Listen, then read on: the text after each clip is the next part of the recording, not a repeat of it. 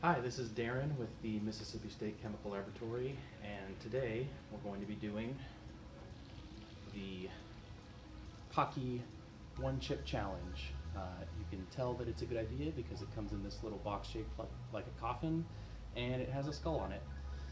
This is one extremely spicy chip according to the packaging, and I want to try to tell you about why spicy food feels hot to us. But first, gotta eat this. So let's break it open. Got our one chip individually sealed and some extra packaging materials. I gotta say, my heart is a little bit racing right now. I'm committed at this point. My chip broke a little bit, but I'm gonna eat it all. Nice little black chip, some blackness on my finger. I think that's the activated charcoal in it. That's not actually anything spicy, but here goes.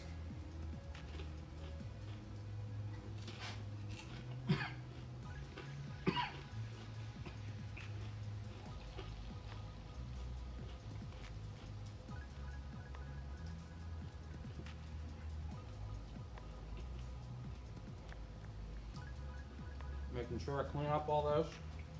And I don't want to touch my eyes with that. I'm going to wash my hands later. So far, it's not that bad. There was an initial spiciness in my throat.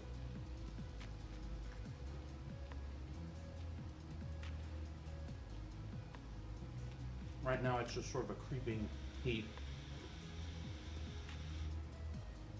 Okay, I just swallowed it, and that's where it gets bad.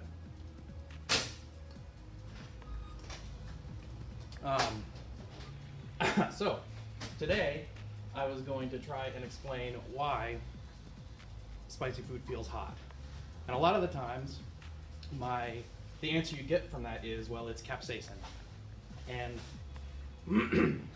I find that answer is a little unsatisfying.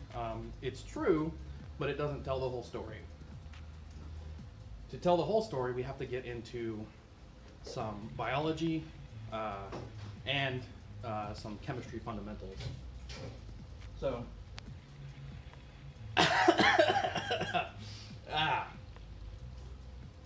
it's getting worse. All right. The first thing I want to tell you about is how we detect heat in general. And so if I took that chip and I measured the temperature of it, it would not be any different than room temperature. But it feels hot to us. And that is because of our one of our receptors. This is the TRPV1 receptor. It is a membrane protein. You can see in here we have our lipid bilayer, and then this membrane protein inside of it. And it reacts to temperature. So at higher temperatures, this protein is going to open up its channel in the middle there and let ions through. And that's what sends the signal to our nerves telling us that something is hot. There's also another, a different protein related to this one that recognizes cold, and so we have different mechanisms for determining hot and cold. The thing about TRPV1 is that it is not only activated by heat, it is also activated by capsaicin. And so this molecule, which is found in chili peppers, is one of the things that causes what we call piquancy. Others are like piperine, which is in black pepper. There's horseradish is a different kind of piquancy. But the one that we most commonly call spicy is capsaicin. So this molecule will come in, touch this receptor in a certain way, and cause a conformation change to open up that channel, even though the actual temperature is not that high. And so it feels the same as being hot. And that's the reason why hot spicy foods feel more intense than cold spicy foods, because you're getting these receptors activating from the heat and from the capsaicin, and so it's like an intensifier.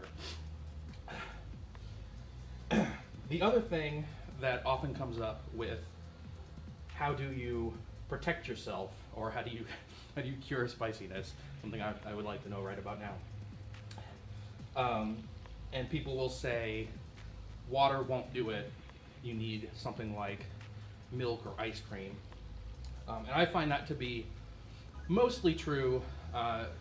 There are reasons why that's not entirely true, and I'm going to try and go into those. And those touch more on the chemistry side. So there's a sort of a fundamental chemistry concept of polarity, which, to get the basics, every element has a certain electronegativity, and that is a measure of how much it wants to pull electrons toward itself. And when you have a molecule made up of different elements, if there's a high difference in electronegativities, it's going to cause polarity. So for instance, water, good old H2O, oxygen is pretty highly electronegative, hydrogen is not very electronegative. And so in the interaction between this hydrogen and that oxygen, there's going to be a pull toward the oxygen, and then the same, this hydrogen and that oxygen, there's going to be a pull toward that oxygen. And so the net pull, if you imagine those as two vectors, they're going to be adding up to have a polarity in that direction, in the up direction. By contrast, a lot of carbon chains are not very polar. And the reason for that, twofold. Carbon and hydrogen are fairly close to one another in electronegativity, so there's not really any sort of pull in either direction for any given atom-to-atom interaction. But also, these molecules are fairly symmetrical, so even if there were a pull in these directions, they would all sort of be canceling each other out.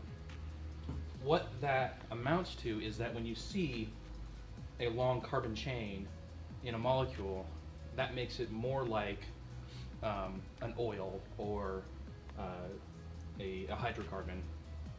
And if you see more oxygens or like fluorines in a molecule, that will make it more polar. And so with that, you can kind of look at the structure of capsaicin up here. You have this carbon ring, there's not a whole lot of polarity there. There is that hydroxyl group over here that causes a little bit. The nitrogen doesn't do a whole lot. The carbonyl group here will add a little bit of polarity there.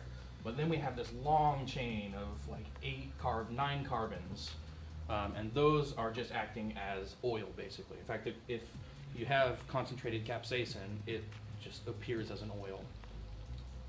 And if you think about how oil and water interact, they don't, right? There's this concept of like dissolves like, where it's saying polar stuff likes to hang out with other polar stuff, non-polar stuff likes to hang out with other non-polar stuff. And so if you get something that's polar near something that's non-polar, they're just going to kind of stay away from one another.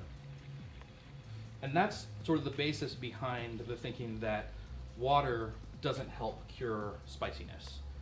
Because if we have this capsaicin molecule attached here to our TRPV1 receptor, and you're trying to wash over with all these little water molecules, they are not going to get in there and hug that capsaicin and pull it away. In fact, if anything, they're going to, like, the capsaicin is going to want to stay away from the water and just hug more tightly to the receptor. That said, this is where I disagree with sort of the common wisdom. Not all of the capsaicin that we're interacting with, that is like in my mouth, is currently bound to that. And so there's going to be some of those floating around in my mouth. And just by pure volume, you can sort of push that away, even though the water and the capsaicin are not going to be directly interacting. The other thing is that if you have cold water, that's going to start activating the cold receptors in your mouth in addition to the heat receptors that are being activated by the capsaicin. And so it's going to give you a little bit of relief during those periods, because it's not going to feel as hot, because both of them are saying, hey, one's saying, hey, it's hot, and one's saying, hey, it's cold. So then your body sort of interprets that as it's average. That said, the better cure is, of course, something with a high fat content. I went with whole milk for the day. This is an emulsion, mostly water, but there is a lot of fat floating around in there. But because it is emulsified, that fat is basically solubilized in the water, and so the fat can grab onto those capsaicin molecules, and then the water is going to be traveling with the fat, bringing it away.